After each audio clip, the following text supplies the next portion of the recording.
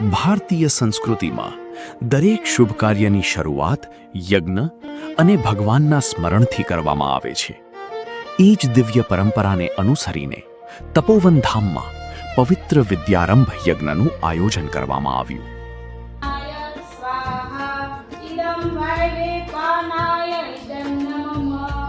ભગવાનની પાવન સાનિધ્યમાં અને પુરાણોના શ્લોકથી ગૂંજતા નાદ વચ્ચે પૂજ્ય સંતોના માર્ગદર્શન હેઠળ ગુરુકુળના આચાર્યશ્રીઓ, શિક્ષકગણ અને વિદ્યાર્થીઓએ ભક્તિભાવપૂર્વક યજ્ઞમાં ભાગ લીધો.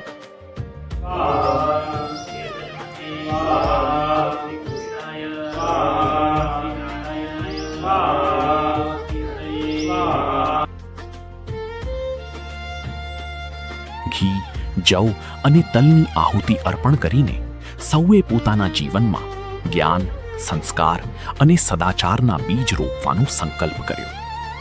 અહીં શિક્ષણનો પ્રારંભ ભગવાનના આશીર્વાદ અને વૈદિક પરંપરાના પાવન સંસ્કારોથી થાય છે.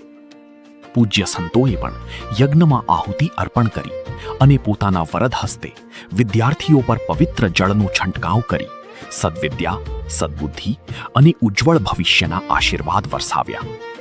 તપોવન ધામમાં શિક્ષણ માત્ર પુસ્તકીય જ્ઞાન પૂરતું મર્યાદિત નથી. અહીં વિદ્યા સાથે સંસ્કાર, શિસ્ત, આધ્યાત્મિકતા અને ભારતીય સંસ્કૃતિના મૂલ્યોનું સિંચન કરવામાં આવે છે, જેથી દરેક વિદ્યાર્થી જ્ઞાનવાન હોવાની સાથે આદર્શ અને ચારિત્ર્યવાન જીવન જીવી શકે. વિદ્યારંભ યજ્ઞ બાદ હવે આ નાના ભૂલકાઓના જીવનમાં શિક્ષણની નવી યાત્રાનો પ્રારંભ થાય છે. ભગવાન અને ગુરુજનોના આશીર્વાદ સાથે તેઓ જ્ઞાનના પંથે આગળ વધે, જીવનમાં ઉત્તમ સંસ્કારો પ્રાપ્ત કરે અને પોતાના પરિવાર, સમાજ તથા રાષ્ટ્રનું ગૌરવ વધારનાર બને, એવી ભગવાન આગળ પ્રાર્થના. તપોવન ધામ, જ્યાં વિદ્યાની શરૂઆત યજ્ઞથી, સંસ્કારોથી અને ભગવાનના આશીર્વાદથી થાય છે. તપોવન ધામ એટલે વિદ્યા, સંસ્કાર અને આધ્યાત્મિકતાનું પાવન ધામ. સૌની જય સ્વામિનારાયણ.